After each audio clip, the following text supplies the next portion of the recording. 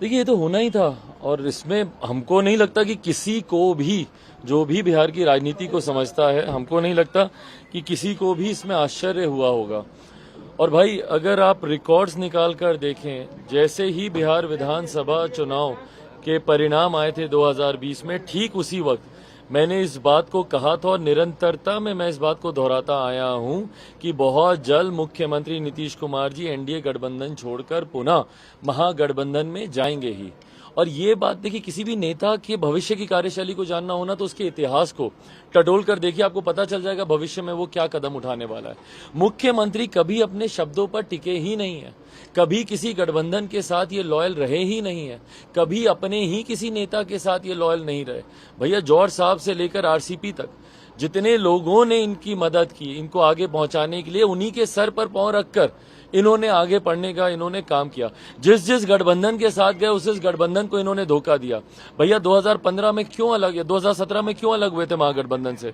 भ्रष्टाचार के आरोप, आज के उप मुख्यमंत्री, उस वक्त के नेता प्रतिपक्ष के ऊपर भ्रष्टाचार के आरोप लगाते हुए ही ये उस गठबंधन से अलग हुए थे ना। तो आज क्या सारे दाग धुल गए, सारी चीजें ठीक हो गई? जहां पर लोकतंत्र की मंदिर में, बिहार विधानसभा में खड़े होकर इन्होंने शपथ खाई थी कि मिट्टी में मिल जाऊंगा, भाजपा के साथ नहीं जाऊंगा। 2017 में उसी भाजपा के साथ मिलकर सरकार बनाई कि नहीं बनाई? मैंने तो भारतीय जनता पार्टी को निरंतरता में आगाह किया था कि भैया सावधान रहिए, जो व्यक्ति एक बार धोखा देता है वो कभी भी धोखा दे सकता है। और मुख्यमंत्री जी का तो धोखा देने का इतिहास ही रहा है। और ये धोखा ना सिर्फ मुख्यमंत्री जी ने अपने घटक दलों को दिया है, बल्कि बिहार की जनता को दिया है। भैया, जनादेश का अपमान कर रहे हैं मुख्यमंत्री जी निरंतरता में। 2015 का जनादेश था महागठबंधन के लिए, तो सरकार बनाई इन्होंने एनडीए के साथ। ये जनादेश था एनडीए के लिए, तो सरकार चला रहे हैं अब ये महागठबंधन के साथ। और जब जब इन्होंने ये जनादेश का अपमान करेंगे, तब तक इसका खामियाजा इनको भुगतना पड़ेगा। चिराग मॉडल क्या था भैया? जनादेश के अपमान का प्रतीक था चिराग मॉडल। 2015 में आपने जनादेश का अपमान किया, 2020 के चुनाव में बिहार की जनता ने आपको आधे से ज्यादा कम सीटों पर तीसरे नंबर की पार्टी बना दिया।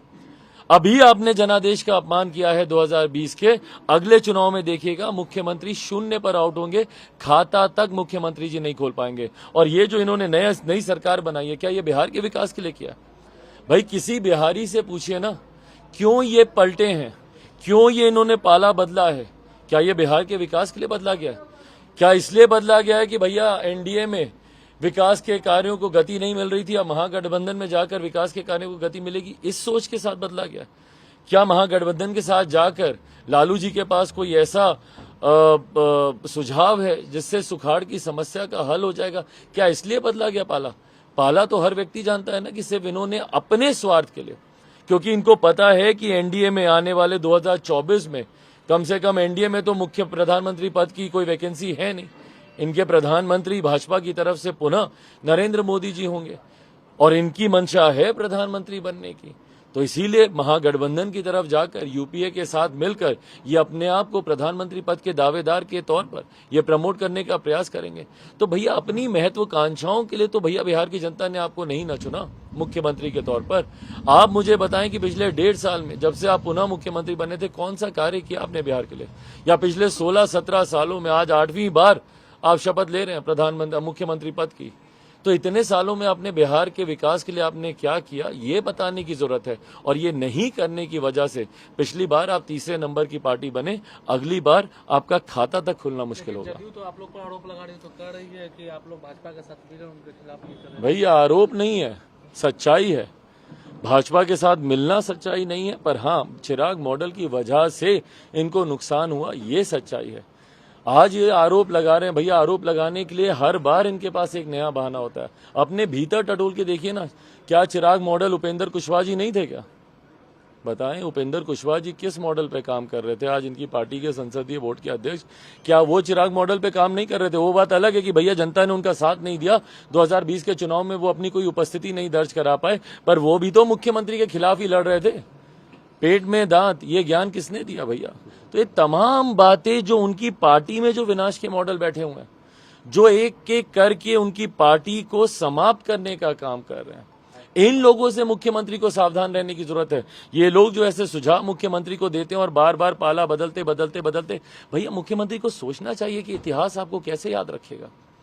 आज बिहार का युवा जो आने वाले समय में इतिहास लिखेगा, वो युवा आपको कैसे याद रखेगा कि भैया हम सड़क पर मर रहे थे, हम बेरोजगार थे और आप अपनी कुर्सी बचा रहे थे, हम महंगाई से त्रस्त थे और आप अपनी कुर्सी बचा रहे थे।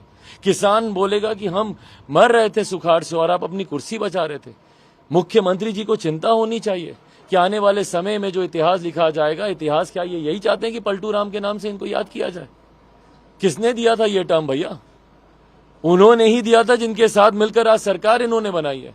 ये पलटू राम टर्म किसी और का दिया हुआ नहीं है, उन्हीं लोगों का दिया हुआ है जिनके साथ मिलकर आज ये पुनः मुख्यमंत्री बने हैं।